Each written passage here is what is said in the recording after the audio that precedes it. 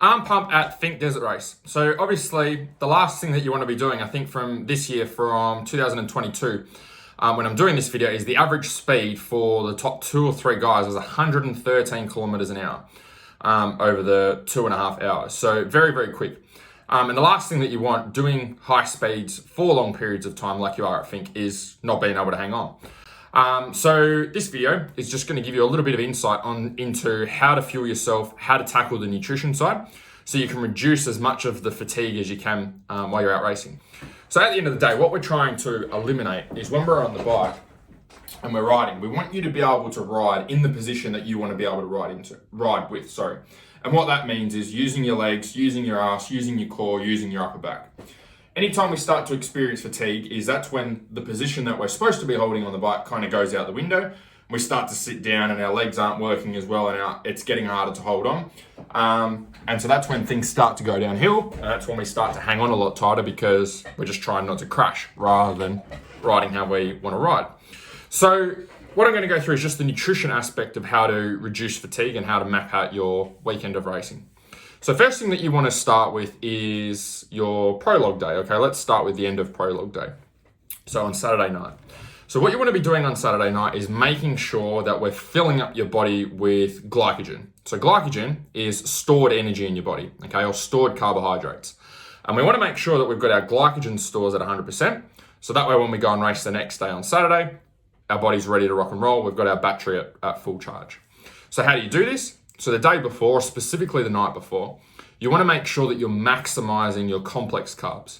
Okay, so complex carbs are foods like sweet potatoes, brown rice, quinoa, pumpkin even. So you want to be having a serving of protein. So it could be, say, a steak while you're out there. We want to have some fats, could be some olives or some avocado. And then we're going to have a good serving of complex carbs. Okay, so as a starting point, you could use like 2 cupped handfuls that you could use the night before. And so what this is going to make sure is your body's going to break that down at night time, through the night and then into the morning, and fill up your glycogen stores again, which is your energy source. So once we've gone through the night, we wake up in the morning, roughly 4 hours before the race, we want to be topping up those glycogen stores again. Okay, we want to make sure they're like overflowing. So the way that we do that is when we have our breakfast in the morning, we want to have, again, some source of protein. So it could be a bit of steak, could be some bacon, could be some sausages in the morning, preferably better quality ones if you can get hold of them, but some sort of meat. We want to have some fats again, could be some avocado, could be some olives, could be some nuts, handful of almonds, right? And then again, we want to have those complex carbs. So sweet potato, brown rice, quinoa. You can start off with a couple of cupped handfuls in the morning. Most important thing here is you want to make sure that it's about 4 hours before you go and race. If you have it too far beforehand, then you're going to feel hungry. You're not going to feel as energized when you go and race. But if you have it too close, which is the dangerous one, is it's just going to be sitting in your stomach. Complex carbs are quite heavy, so we want to make sure you give them plenty of time to digest. So somewhere between that 3 to 4 hour range. Now, as you get closer to the race, okay, so roughly half an hour before our race, what we want to do is we want to spike our level of glucose. So glycogen is stored carbohydrates, okay, in our muscle or in our liver, and glucose is the sugar that's running through our body at a specific time. Okay, so it's already been broken down from glycogen, or we've put it in through, say, sugars. Instead of getting all nerdy on that stuff, half an hour before, we want to get in some simple carbs and boost our level of glucose. And the way that we can do that is we can use a carb gel. You can use like a bottle of Powerade or half a bottle of Powerade. You can use a piece of fruit. You could use a carbohydrate drink. So like Bulk Nutrients do different types of carb drinks that are a good option, but there's heaps of other ones out there that you can use as well. So that's roughly half an hour before.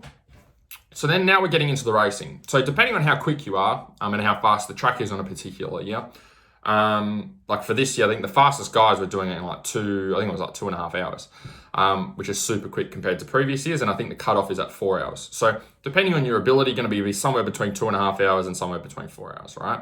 So if we take maybe 3.5 hours, 3.5 hours is a bit of an average. We want to make sure that once we get racing, roughly every hour, we're getting in 30 to 45 grams of carbohydrates. Okay, so multiple ways that we can do that every hour while you're out riding. So if you want to use your Camelbak, what you can do is you can put your carb drink in the Camelbak. You could fill your Camelbak up with Powerade or Staminate or Gatorade or whatever it is that you use.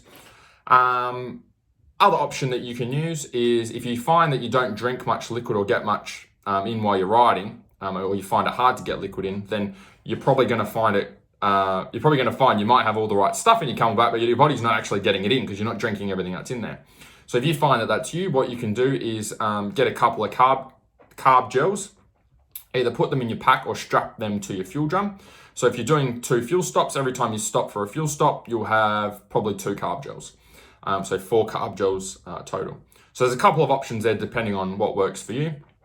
Again, with everything that I say, test it in your practice first to see how you feel and what works best for you. Don't go out to Finke and have this as your first test run. So you want to do that every hour. And you also, if you can, you want to be getting in roughly 15 grams of protein as well, which can be a little bit harder. So easy way to be able to do this is at your fuel stops, get a small protein shake and strap it to your fuel drum and just do a mini protein shake. So maybe half a protein shake, and you can have a drink of that at your fuel stops. And that'll just make sure that your energy's on point all the way through the race. If you haven't done this properly, you'll notice that you hit the wall energy-wise at about an hour and a half, because that's when your body needs more fuel and more carbs. So it doesn't matter how fit you are, how good your training is. Once you get to that hour and a half mark, if you haven't fueled properly and you're not doing anything at all to replace your carbs, your energy, you're going to find it challenging. It's going to be hard. Once you've gone through the race and you've done that, then straight after the race, you want to get in a protein shake and some more carbs. So it could be a carb gel, could be a Powerade, could be a carb drink, could be a piece of fruit, and a protein shake. So what we want to do is we want to replace all the carbs that we've lost, and we want to make sure we're giving our body the building blocks it needs to start the recovery process so that we're ready for day 2. And that's what's really different about Finke is for most races, when you get to the end of the day, you can have fun and have a few beers and the nutrition doesn't really matter. When you're doing a 2-day race, it has to matter because you've got to start getting ready for day 2. So once you've done that and you get to the end of day 1 of racing, then we want to do what we just did the night before. We want to have a good quality source of protein, some steak, some sausages, could be some bacon, could be some chicken. We want to have some fats, could be some avocado, some olives, some nuts. And then we want, again, complex carbs, okay? 2 good cupped handfuls of complex carbs, sweet potato, brown rice, quinoa that we can start with. And that's going to give us replacing the carbs that we've lost throughout the day, but also topping up our glycogen stores so that we're ready for day 2. We want to repeat this same process on day 2. Okay, we wake up on day 2. Again, we have our protein, could be bacon, steak, sausages, chicken, pork. Then we want to have our fats, okay, avocado, nuts, olives, for example. And then we want to have roughly 4 hours before, we want to have 2 cupped handfuls of complex carbs. So sweet potatoes, brown rice, quinoa. We want to do the same process on day 2, half an hour beforehand. Okay, we're going to have a piece of fruit, we're going to have a carb gel, we're going to have a carb drink, we're going to have a bottle of Powerade or half a bottle of Powerade. Same process as we're going through the race, okay? Roughly every hour, we need to be getting in 30 to 45 grams of carbs. So it's making sure you're organized and you've got Powerade in your pack, or you've got a carb drink in your pack, or you've got your carb gels ready to go. Pay attention with the carb gels to see how much carbs is actually in it, because some of them are like 20 grams and some of them are 40 grams. If you've got the 20 gram ones, you're probably going to have 2 of those for each fuel stop, or maybe even a little bit more, depending on how quick you are and how many fuel stops you're going to be having. And then once you're done, when you've done day 2, then at the end, it's party time. Then you can go and enjoy yourself, have a couple of beers, have a drink, relax, and enjoy the rest of your time away.